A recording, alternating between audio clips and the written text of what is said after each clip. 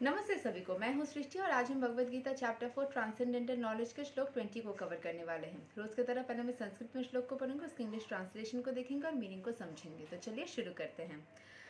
त्याक्त्वा कर्म फलासंगम नित्या तृप्तो निराश्रयः कर्मण्य अभिप्रवृत्तोऽपि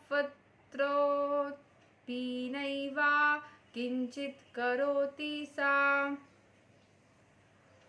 Abandoning all attachment to the results of his activities, ever satisfied and independent, he performs no fruitive action, although engaged in all kinds of undertakings.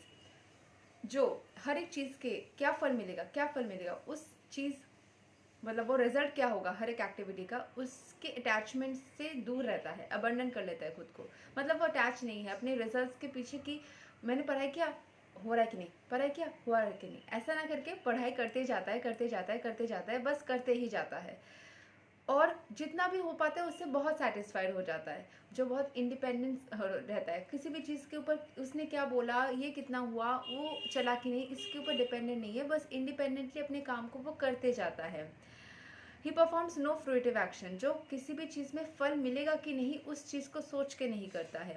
Although engaged in all kinds of undertakings, लेकिन वो सारे काम को करता है, काम में फल मिलेगा कि नहीं वो नहीं सोचता है, बस करते जाता है। जो नॉलेजेबल इंसान है ना, उसकी डिस्क्रिप्शन दी जा रही है। तो वो क्या करता है, हर एक चीज़ के रिजल्ट से खुद को दूर रखता है। रिजल्ट मिलेगा कि नहीं मिलेगा उसमें सोच में नहीं पड़ता, लेकिन कर्म को करने से छोड़ता नहीं, कर्म को करते जाता है। यहाँ के एक्सप्लेनेशन को समझ लेते हैं।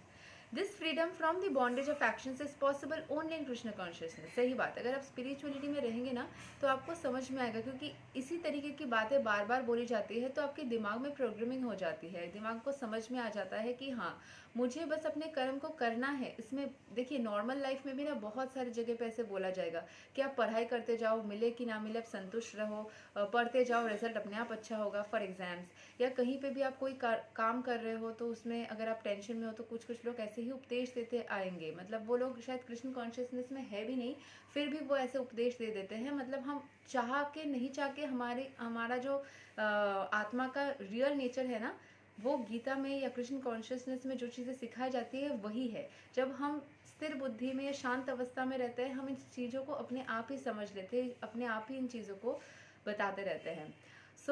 जो फ्रीडम उसी के पास रहता है, किसी भी चीज़ में वो बंधन में नहीं फंसता कि मैंने जो काम किया उसमें क्या मिले नहीं मिले। वो कृष्ण कॉन्शियसनेस में रहने वाले लोगों के लिए पॉसिबल हो जाता है, क्योंकि वो हर एक काम को ही कृष्ण के लिए करते हैं, कृष्ण को खुश करने के लिए करते हैं, या फिर वो भी खुश करने के लिए ऐसे सोच के करेंगे तो वो होंगे कि नहीं होंगे, ऐसे चेकिंग करने जाएंगे तो नहीं चलेगा। बस ईश्वर की भावना में आपको काम करते जाना है, न्यूट्रल रह के।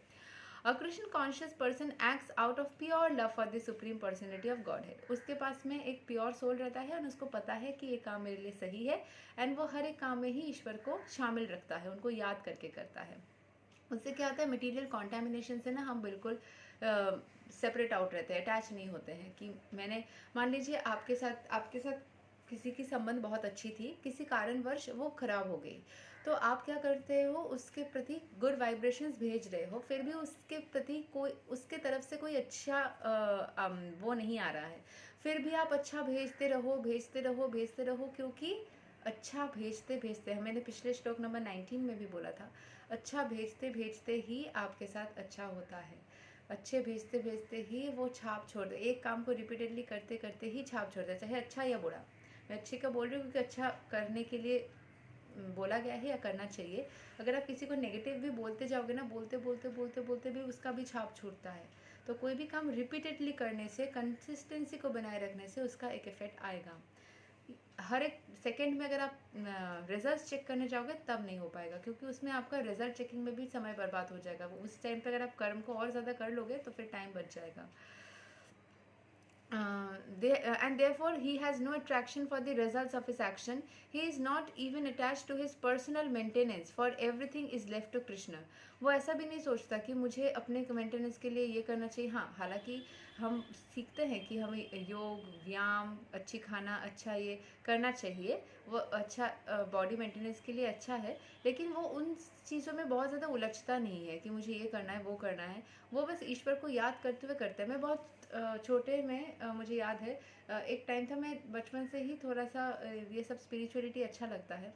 सो एक टाइम था जब मैं घंटों घंटों ना, मैं कृष्ण कॉन्शियसनेस मैंने बोला है कि रिसेंटली स्टार्ट की हूँ।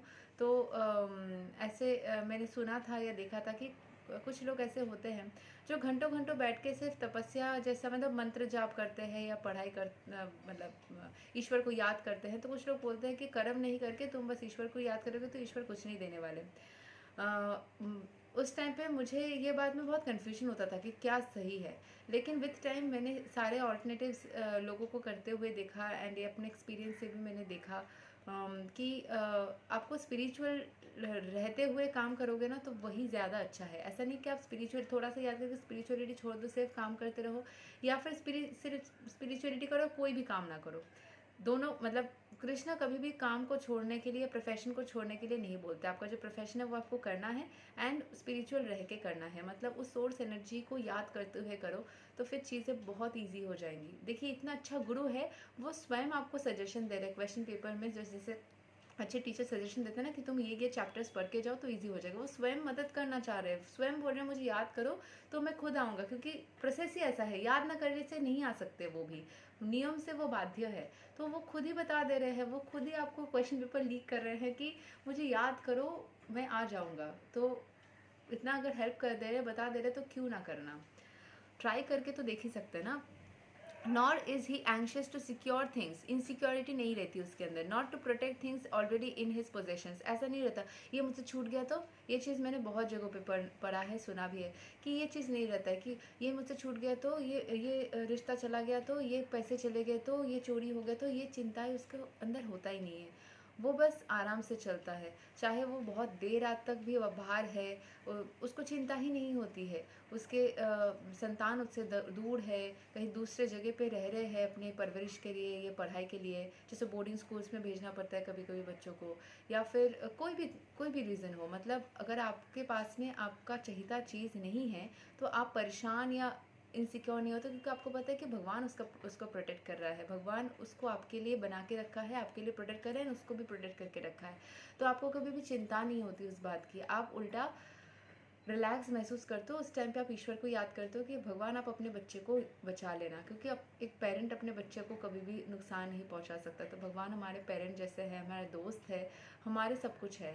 तो उनको हम बता सकते हैं कि आप बस हमारे इस सिचुएशन में प्रोटेक्ट करना हमें, या हमारे किसी एक पोजेशन को, हमारे किसी एक चहीते को प्रोटेक्ट करना, बाकी वो खुद संभाल लेंगे। He does his duty to the best of his ability and leaves everything to Krishna. Such as unattached person is always free from the resultant reactions of good and bad, and it is although he is not doing anything. उसको किसी भी चीज़ में फ़र्क नहीं पड़ता, affect भी नहीं करता, और इन सब सिचुएशंस में ना अच्छा ही होता है, जो आपके फेवर में ही काम करती है चीज़ें। क्योंकि जब हम परेशान होते हैं, उसमें जो नेगेटिव एनर्जीज रिलीज होती है वो चीज़ें ख़राब करती है, वो टेंशन चीज़ें ख़राब करती है।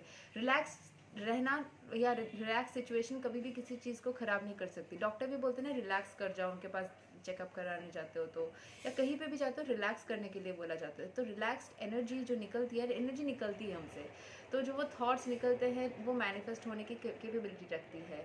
तो अगर आप पॉजिटिव चीज़ों को सोचोगे रिलैक्स होके, तो वो पॉजिटिव एनर्जी ही निकलेगी, तो वो चीज़ पॉजिटिव ही होनी है। ये बस तरीके हैं कैसे पॉजिटिव रहना है, पॉजिटिव ही रहना है आपको। और मटीरियल कॉन्टेमिनेशन में रहने के टाइम पे ईश्वर को याद करने से बेस्ट तरीका to keep yourself away from all negative thoughts.